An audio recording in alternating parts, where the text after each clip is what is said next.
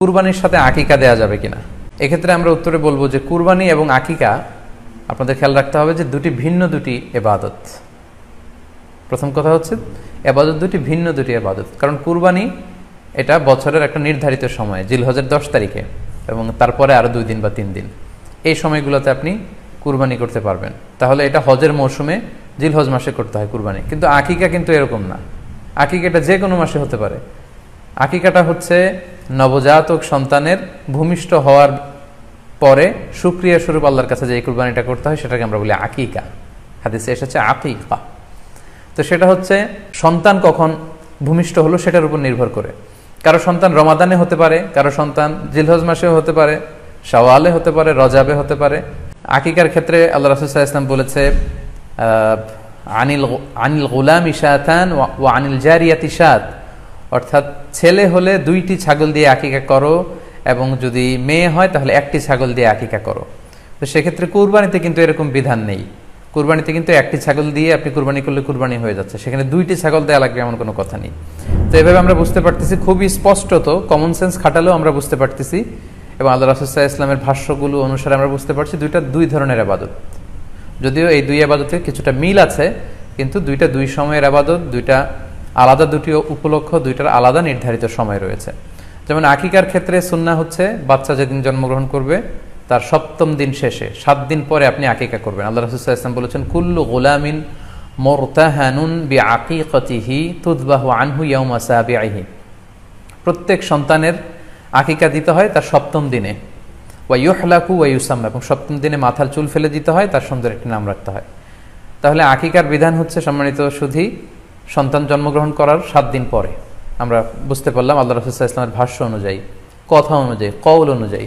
এবার যদি আমরা আল্লাহ রাসূল সাল্লাল্লাহু আলাইহি ওয়াসাল্লামের আমল দেখি, ওনার ব্যক্তিগত আমল কি ছিল, সেক্ষেত্রে সহিহ ইবনে হিব্বানের একটি হাদিস উল্লেখ করব, যেটিকে ইবনে হাজার আল আসকালানি উনি ওনার ফাথুল বারিতে সহিহ হিসেবে উল্লেখ করেছেন। আয়েশা রাদিয়াল্লাহু তাআলা আনহার বর্ণনা, তিনি বলেন যে আক্কা রাসূলুল্লাহ সাল্লাল্লাহু আলাইহি ওয়াসাল্লাম আনিল হাসানি ওয়াল হুসাইনি ইয়াউমা সাবিঈ ওয়া সাম্মাহুমা। আল্লাহ রাসূল সাল্লাল্লাহু আলাইহি ওয়াসাল্লাম নিজে ওনার দৌহিত্র অর্থাৎ ওনার নাতি হাসান এবং হুসাইনের আকিকা নিজে করেছেন 7ম দিনে, এবং 7ম দিনে তাদের নাম রেখেছেন। একজনের নাম রেখেছেন হাসান, আরেকজনের নাম হুসাইন। অর্থাৎ হাসান রাদিয়াল্লাহু আগে জন্মগ্রহণ করেছিলেন, ওনার চেয়ে ছোট ছিল হুসাইন, উনি পরে জন্মগ্রহণ করেছেন। তো ওনাদের জন্মের পরে 7 দিন পরে আল্লাহ রাসূল সাল্লাল্লাহু আলাইহি ওয়াসাল্লাম ওনাদের আকিকা দিয়েছিলেন, এবং 7ম দিনে উনি আকিকাও দিয়েছেন এবং তাদের নামও রেখেছেন। তাহলে আল্লাহ রাসূল সাল্লাল্লাহু আলাইহি ওয়াসাল্লামের কওলি হাদিস, ওনার ভাষ্য মতে আমরা জানলাম উনি বলেছেন 7ম দিনে আকিকা দিতে হয়, এবং ওনার ব্যক্তিগত আমল থেকে আমরা জানতে পারলাম যে উনি ওনার 2 নাতির আকিকা দিয়েছেন 7ম দিনে এবং নাম রেখেছেন। তাহলে এ থেকে আমরা সুস্পষ্ট বুঝতে পারি যে আকিকা দিতে হয় সন্তান জন্মগ্রহণ করার 7 দিন পর, 7ম দিনে। যদিও তবারানিতে আরেকটি হাদিস এসেছে যেখানে বলা হয়েছে যে আকিকা 7ম দিনেও দেয়া যায়, 14তম দিনে দেয়া যায়, 21তম দিনে দেয়া যায়। যদি 7ম দিনে কেউ দিতে না পারে কোনো কারণে, তাহলে 14তম দিন, না পারলে 21তম দিন। তাহলে সুস্পষ্টভাবে উল্লেখ আছে যে আকিকার সময়সীমা 7ম দিনের কথা আমাদেরকে বলা হয়েছে। তো সেক্ষেত্রে আপনার সন্তান জন্মগ্রহণ করলে আপনি শুকরিয়া স্বরূপ আত্মীয় স্বজনকে খাওয়াবেন, আকিকার গোশত নিজেরাও খাবেন। তো এটা যদি আপনি কুরবানির জন্য রেখে দেন, তাহলে তো সন্তান দুনিয়াতে আসার এই আনন্দটা থাকে না। একজন যখন সন্তান পায়, সে কেমন যেন আকাশের চাঁদ হাতে পায়। তো তখন তার 7 দিনের মধ্যে যে আনন্দটা থাকে, ওই দিন তার নাম রাখা হবে, আত্মীয় স্বজনরা আসবে, বাচ্চাকে দেখবে, দোয়া করবে, তখন আকিকা করে এই গোশত নিজে খাবেন, আত্মীয়দের খাওয়াবেন, পাড়া প্রতিবেশীদেরকে দিবেন। এটা হচ্ছে সন্তান ভূমিষ্ঠ হওয়ার উপলক্ষকে কেন্দ্র করে এই আকিকা। সো এটাকে কুরবানির সাথে মিক্স আপ করার কোনোই প্রয়োজন নেই, এবং এক্ষেত্রে সুস্পষ্ট গাইডলাইন হচ্ছে যে 7ম দিনে আকিকাটা দিতে হয়। সো আমরা যেন 7ম দিনে আকিকাটা দেই।